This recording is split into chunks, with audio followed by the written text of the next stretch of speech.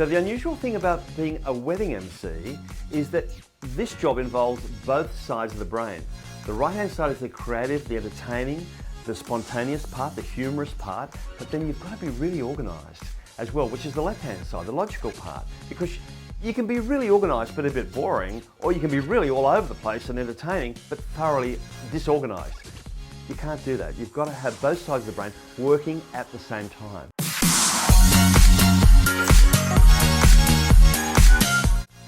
So I guess one of the reasons why I've been successful is because I came from corporate and I just brought that same level of excellence, that same level of service excellence to the bride and grooms in the wedding industry, and that hadn't really been done before.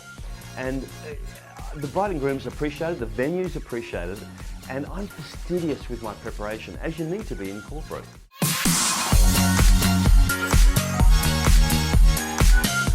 My particular style as an MC is very interactive.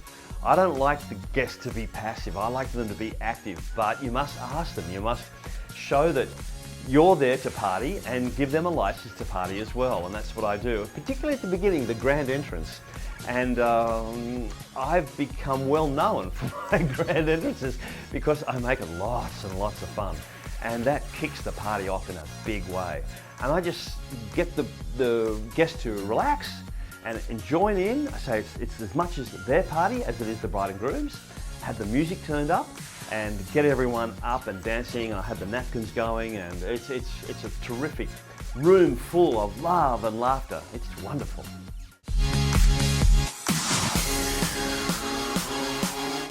Well, it's a live event.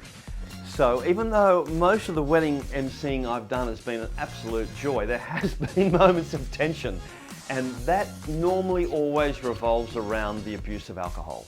People who are not used to having alcohol, I remember one particularly, before the reception even started, the mother of the groom was found slumped in the toilet because she'd had too much champagne on an empty stomach, and she'd never really had champagne before. Well, that's where the MC really earns their money, because I had to keep everyone going. We had to adjust the run sheet and get the mother straightened up, and well, it was about an hour late starting, but we got there and I had to cover up. See, one of the main things about being an MC is the tactfulness that's involved. The tactfulness takes experience, and it takes intelligence, and it takes perception, and it takes a lot of caring. A lot of different skills are involved in being tactful.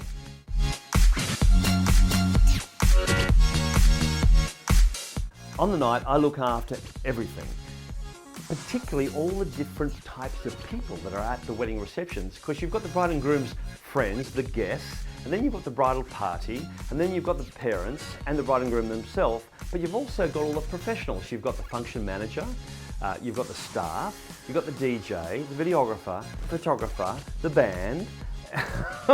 There's a lot of people to be involved, and they all come through the MC, so the MC's got to be really, really organised.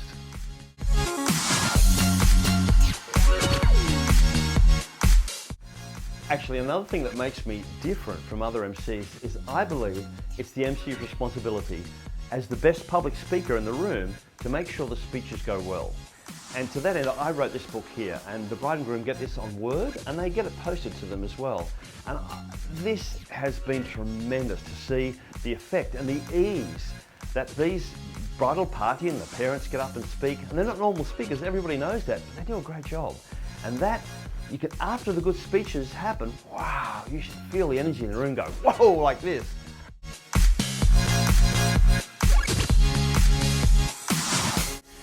It's a great honour to be a wedding MC and be allowed into that inner circle of trust, just for the night, and I find it's a great privilege.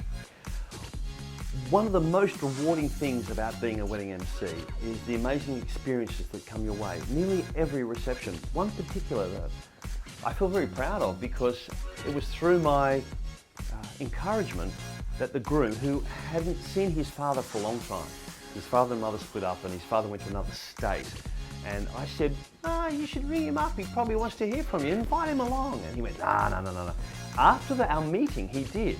And the father came to the wedding. He wasn't going to come, and he did come to the wedding, and it was like a renewal. And that son became a man that day. And it was so beautiful to see everyone commented on it. It was beautiful. It was just stunning. I feel so honoured to be a part of that.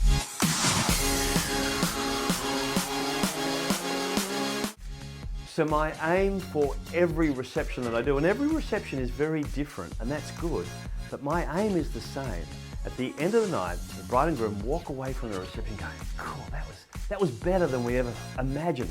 And the guests to walk away go, oh, that wasn't amazing. I've never been to a wedding reception like that. That was a really cool representation of the bride and groom's relationship.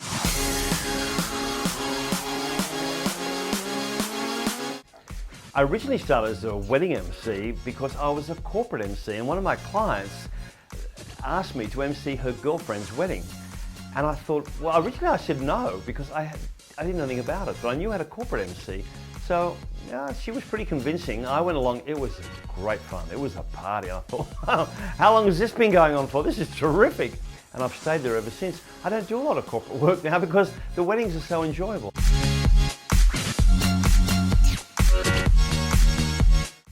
Well, I don't know if I'm that different from all the other MCs, but people often comment about how funny I am. Now, I don't tell jokes, ever, but I tend to get the humour from what's happening around me. A good MC is spontaneous. They can gather what's going on around them, but the first thing they must do is give those guests a license to party. Because a lot of the wedding reception guests are kind of, well, they don't want to be the stars of the show. They're bride and groom, they're honoured friends of the stars of the show. But I say, hey, I've been given instructions for everybody here to get involved. And they go, cool, okay, I like that. And then once they get involved, and the joy becomes more joyous, and then all of a sudden the humour's right there in front of you. And I'm able to extract that or bring it to light, if you like. And it becomes a very funny, a very enjoyable, a very humorous occasion.